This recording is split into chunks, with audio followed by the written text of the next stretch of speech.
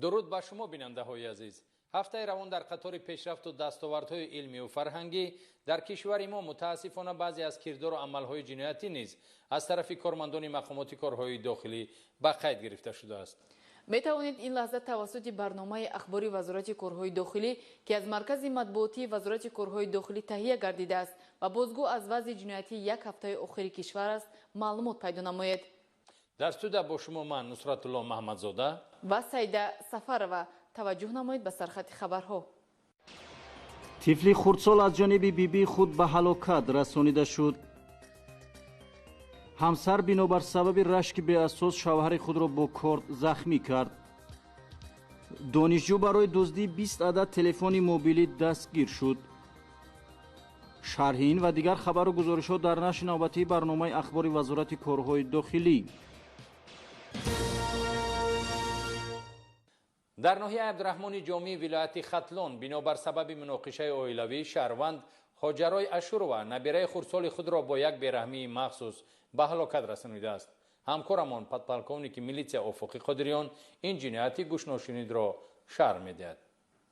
طی روزهای آخر کشتار یک کودک 3 ساله در ناحیه عبدالرحمن جامی جماعت دهاتی افتخار وردی زبانها گشته و مردمان زیادی انگشت حیرت میگزند که چگونه مادر کلان به قتل دهشتبار نبیره خردسال که اکنون شیرین‌ترین لحظه های عمر را به پدر و مادر، خویش و اقربا و اطرافیان هدیه میکند دست بزند. روز 18 سپتامبر سال روان به شعبه وزارت کارهای داخلی در ناحیه عبدالرحمن جامی خبر تلفنی عایدی از جویبار آبگذر جماعت دهاتی افتخار ناحیه مذکور دریافت گردیدن جسد نفر خردسال که قسم‌های بدنش ناپوره بودند وارد گردید. گروه فوری و تفتیشاتی از حساب کارمندان میلیسیا به جای حادثه حاضر گردیده معین کرده شد که این جسد مرحوم خردسال اشورov بهروز سال تولدش 2015 می باشد و مادر کلان این خانواده اشورov هاجرای سال تولدش 1960 گمانبر در کشتاری نبیره‌اش می باشد. اشورova روز 12 سپتامبر نبیره‌اش بهروز را برای به نزد طبیبان بردن از خانه بیرون برآورده بعد چند ساعت به خانه برمیگردد و به مادر نبیره‌اش میگوید که بهروز از دستش به دریا افتید. در مدت چند روز جستجوی کودک خردسال از کانالجویی‌های حدودی ناحیه بی نتیجه می انجامید. در حالت پیدا شدن جسد معین کرده شد که اشورov هاجرای به طور مجبوری با یک بیرحمی مخصوص که خاص آدمی زاد نیست نخست کودک را به جری برده زیر آبولای چند دقیقه نگه می دارد. سپس جسم زنده او را زیر خاک می کند. سبب دست داشتنش را در کشتار نبیره 3 سالش اشورov در مناقشه ها و به احترامی کلین و پسرش نسبت خود می داند که با این راه می خواست قصد خود را از آنها بگیرد. سبب کشتن آخه روز نمیش مجبورن چشم بسیار غم میدو آخه بوده صحت اوجا و ایسو بر میگو صحت بگو مقد جنگ میکرد دوغ میزد میزنم میگو جرد کلمه او لای قبوده اشکم پرتافت کفش خطی دست مخی خیلی جقل استادم نامگرشید گوده پترس ما درومد لای ده ارقش هم خیلی ارقش تافت دیگه چی کردم لای خوب باکا بار کردم زنده بار کردم. نسبتی اشورov در پروکراتورای ناحیه عبدالرحمن جامی پرونده جنایتی با ماده 104 کودکس جنایتی جمهوری تاجیکستان آغاز گردیده تفتیشات ادامه دارد. نافهمی در عائله بخصوص میان زن و شوهر در بسیار موردها به آن آورده میرساند که یکی از این نفران دست به کردارهای نامطلوب زند. یک نفر زن ساکن ناحیه مومن‌آباد ولایت ختلان با سبب رشک شوهر خود را با کارد زخمی کرده است. همکارانمان از ولایت ختلان این حادثه را شرح میدهند.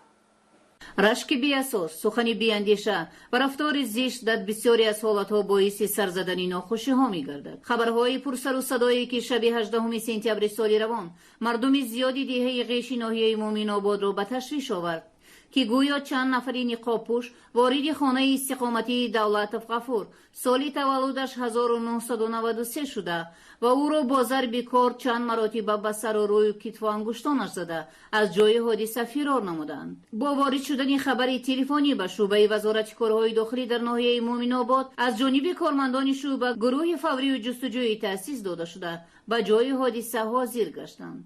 давлатов ғафур дар беморхонаи марказии ноҳия бо захмҳои буридаи болои сар, китфу шона, панҷаҳои дасти росту чап бистарӣ карда шуда буд ва дар натиҷа муайян гардид ки ба ҷабрдида шахсони ниқобпӯш неву ҳамсари ӯ раҳмонзода санавбар соли таваллудаш 1996 бинобар сабаби доштани рашки беасос дар ҳолати дар хоб будани ҷабрдида бо корд ба ӯ ҳамла кардааст ва барои пинҳон намудани ҷинояти худ қиссаи мардони ниқобпӯшро бофтааст. муддати 2 моҳ мешавад бо ҳамсарам шаҳрванд давлат ғафурову зиндагӣ мекунам.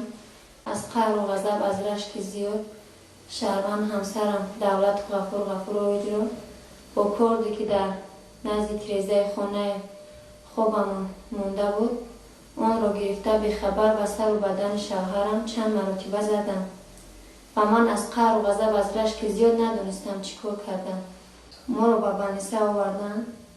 баъдан ба кормандони милитсия ҳамашро гуфтам ва ба гуноҳи худам иқрор шудам. бо ҳамсарам мо якҷоя хоб будем. дар ҳамин вақт ҳамсарам ба сари ман тақрибан 3-4 корча зад ва ман аз хоб бедор шудам. барои муҳофизат кардани худам бо ӯ муқобилият нишон додам ва дар ҳамин ҳолати муқобилият нишон додам 2 кор дигар ба китфи ман зад ва ман кордро аз дасти ӯ гирифтам. сабеdo гирён кардам ки ҳамсари худам будааст. ҳамсарам ба ман дар ҳамин ҳолати хоб ба ман ҳамла кард. нисбати раҳматзода санавбар дар прокуратураи ноҳияи муъминобод парвандаи ҷиноятӣ бо моддаи 104 кодекси ҷиноятии ҷумҳурии тоҷикистон оғоз гардида тафтишот идома дорад. як рӯз сокинони шаҳри душанбе дар ҳолати мастӣ дар назди тарабхонаи мумтози ноҳияи сино бо ҳам муноқиша намуда дар баробари вайрон кардани тартиботи ҷамъиятӣ 2 нафари онҳо ҷароҳатҳои гуногуни ҷисмонӣ бардошта дар беморхона бистарӣ карда шуданд. ҳамкоронамон оиди ин ҷинояти авбошӣ гузориш таҳия карданд. санаи 9 сентябри соли равон тақрибан соати 18:20 бо хабари қисми навбатдорӣ гурӯҳи фаврии тафтишоти раёсати вазорати корҳои дохилӣ дар шаҳри душанбе оиди муайян намудани ҳодиса яъне муноқишаи гурӯҳӣ ба кӯчаи қаҳурови ноҳияи сино сафарбар гардиданд. баъд аз ба ҷои ҳодиса ҳозир гардиданд кормандони милитсия муайян намуданд ки дар кӯчаи мазкур назди бинои тарабхонаи мумтоз як гурӯҳ шаҳрвандон аз ҳиссиёти авбошӣ тартиботи ҷамъиятиро дағалона вайрон намуда байни ҳамдигар муноқиша карданд. вобаста ба ҳолати мазкур ҳамчун гумонбар дар содир намудани ҷинояти авбошӣ шаҳрвандон саидов давлат шералиевич, саидов нурулло шералиевич ва риёев далер пулодович дастгир ва ба раёсати вазорати корҳои дохилӣ дар шаҳри душанбе дастрас карда шуданд. ҷиҳати тафтиши муноқишаи мазкур аз ҳисоби кормандони бо таҷрибаи раёсат гурӯҳи тафтишотӣ созмон дода шуда дар муддати кӯтоҳ сабаби омилҳои сар задани ин авбошӣ муайян карда шуд. зимни пешбурди корҳои фаврии тафтишотӣ ошкор гардид ки дастгиршудагон дар ҳолати мастӣ тартиботи ҷамъиятиро дағалона вайрон намуда бо шаҳрвандон абдуқодиров улуғбек алиҷонович ва пиров довуд мустафоевич муноқиша намуда онҳоро зери лату кӯб қарор доданд ки дар натиҷа номбурдагон ҷароҳатҳои гуногуни ҷисмонӣ бардоштанд. берун шаб мешавам берун ёшхона дарбун дар берун нигоҳ мекунам ба кабинкаи мошинма шикастанд. я одами калонсолшон баромадам гуфтам акам усунтар дар бораи разбурто накунед илтимос ин мошина шикасте намояд. тил спортсменки хитар накун. ҳеҷ нагуфтем. баъд ҳамун далелаш ҳела кард қафо рафтем ки давида омад онаш зада автомат банкомати пушпартиякда ҷипидам хома кадоми шикаши хоб дод чикори кард хома қад намешавад. мавриди зикр аст ки дар ҳолати мастӣ дар тарабхонаву марказҳои дилхушӣ ва дигар ҷойҳои ҷамъиятӣ содир кардани ҷиноятҳои авбошӣ ва дағалона вайрон кардани тартиботи ҷамъиятӣ ки дар беэҳтиромӣ нисбат ба шаҳрвандон зоҳир мегардад аз костагии ахлоқи чунин афрод далолат медиҳад. баҳри пешгирии чунин падидаҳои номатлуб кормандони мақомоти милитсия тамоми чораҳои таъсиррасониро мавриди амал қарор медиҳанд. айни замон бародарон давлат ва нурулло саидовҳо ва риёев далер ҳамчун гумонбар дар ҳабси пешакӣ қарор дошта нисбаташон дар шӯъбаи тафтишоти раёсати вазорати корҳои дохилӣ дар шаҳри душанбе бо моддаи 237 кодекси ҷиноятии ҷумҳурии тоҷикистон парвандаи ҷиноятӣ оғоз карда шудааст.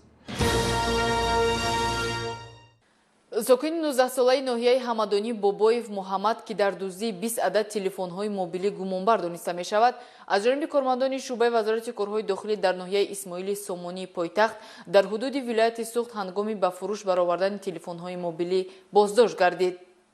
гарчанде аз таъсири баъди бозиҳои компютерӣ ва марказҳои букмекерӣ ба рӯҳу равони ноболиғону ҷавонон пайваста ҳушдор дода шавад ҳам, вале мутаассифона ҳастанд нафароне ки бо мақсади ба даст овардани маблағ вобастаи марказҳои мазкур шуданд. чунин вобастагӣ бархе ҷавононро барои ба бозии он шомил шудан ба роҳи ҷиноят бурда, аз роҳи дуздӣ маблағ ба даст оварда сарфи чунин бозиҳои номатлуб месозанд. аз ҷумла зимни пешбурди як қатор чорабинҳои оперативии ҷустуҷӯӣ, кормандони шуъбаи вазорати корҳои дохилӣ дар ноҳияи Исмоили Сомонии шаҳри Душанбе як нафар гумонбар дастгир карда шудааст, ки номбурда маблағҳое ки мебоист шартномаи донишгоҳро супорад, дар нуқтаҳои букмекерӣ талаф дода бо содир намудани ҷинояти дуздӣ хостори ба даст овардани маблағу даромади муфт шудааст. ин нафар шаҳрванд Бобоев Муҳаммад Бароталиевич, соли таваллудаш 1999, зодаи ноҳияи Мир Саид Алии Ҳамадонӣ вилояти Хатлон аст, ки санаи 9 сентябри соли ҷорӣ бо шикастани тирезаи мағозаи телефонфурӯшии шаҳрванд Ризоев Диловар воқеъ дар кӯчаи Рӯдакӣ шуда, аз он ҷо 20 адад телефонҳои гуногун тамғаро, ки арзиши умумии он 39290 сомониро ташкил медиҳанд, аз они худ намуда барои аз ҷавобгарии ҷиноятӣ раҳо шудан ба вилояти Суғд фирор намудааст. маҳз коркардҳои оперативии кормандони шуъбаи вазорати корҳои дохилӣ дар ноҳияи Исмоили Сомонӣ буд, ки парда аз рӯи ин ҷиноят бардошта шуда, гумонбар содиркунандаи ҷинояти дуздӣ дастгир карда шавад. Саати 10:30 шида амуҷа даромадам, дара дубор кашидем ки дараш ҳуиши ба даромадам 20 шишаша шикастам, 20 адад телефон диздам. баъд аҷа биромадам ҷан рафтам магазин, рафтем телефонҳо биромадам ки баъд аз 10 дақиқа пас кормандони милитсия маро дастгир карданд. мавриди зикр аст, ки баъд аз дастгир шудани гумонбар аз ӯ телефонҳои мобилӣ рабудашуда ҳамчун далели шайъӣ дарёфту мусодира гардида, зарари расондашта ба ҷабрида барқарор карда шудааст. айни замон нисбати гумонбар Муҳаммад Бобоев бо моддаи 244 кодекси ҷиноятии ҷумҳурии Тоҷикистон парвандаи ҷиноятӣ оғоз карда шуда тафтишот идома дорад.